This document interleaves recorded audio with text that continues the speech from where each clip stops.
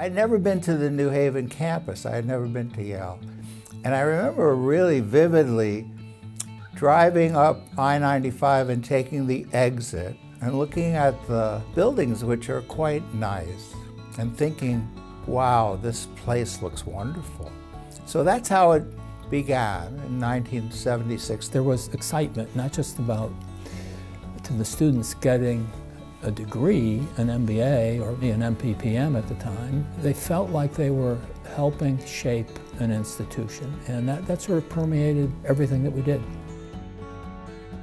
And I began at SOM. I taught a class. I thought I did a pretty good job. And a group of students came up to see me in my office shortly thereafter and said, well, you know, that was pretty good, but here are some things you could do to improve it.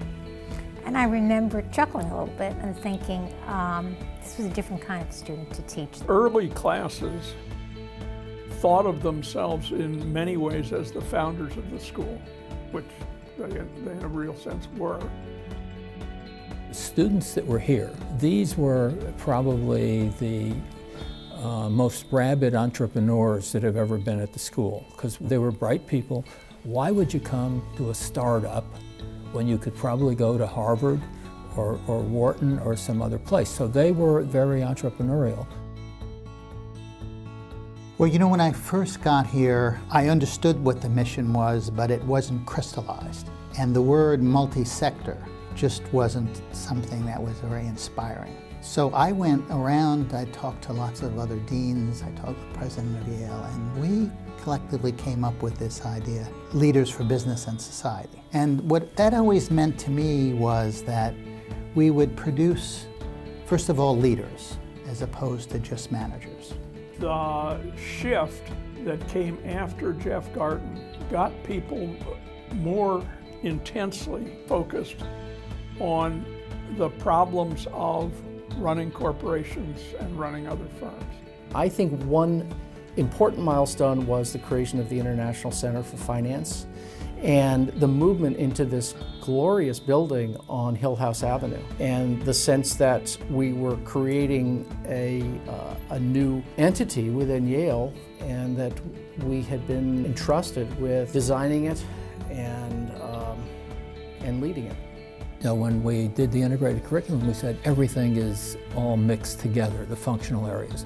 Well, the next natural thing is all the economies of the world are mixed together too, and we interact, and so that's the next sort of integrated phase of what we're doing. The school really is global, and the curriculum is getting more global.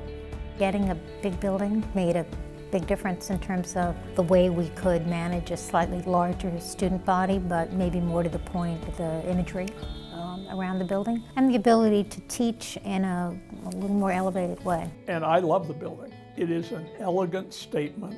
It's a powerful statement of commitment to doing a management school in a very serious way.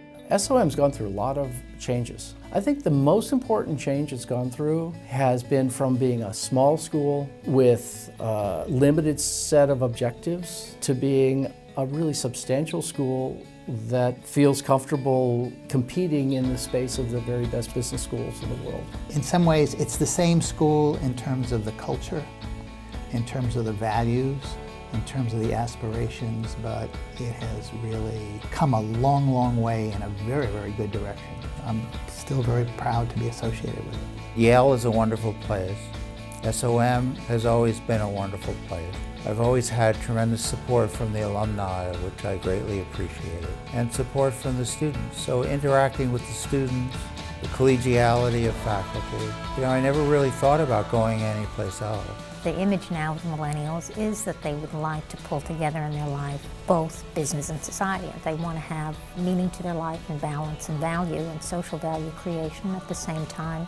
They're, you know, competing and at the high edge of thinking about new ideas and innovations and maybe even making some money. And they want it all in one thing, and that was the promise of the school, really. It was a promise well before its time, but I think a promise that very much fits this time.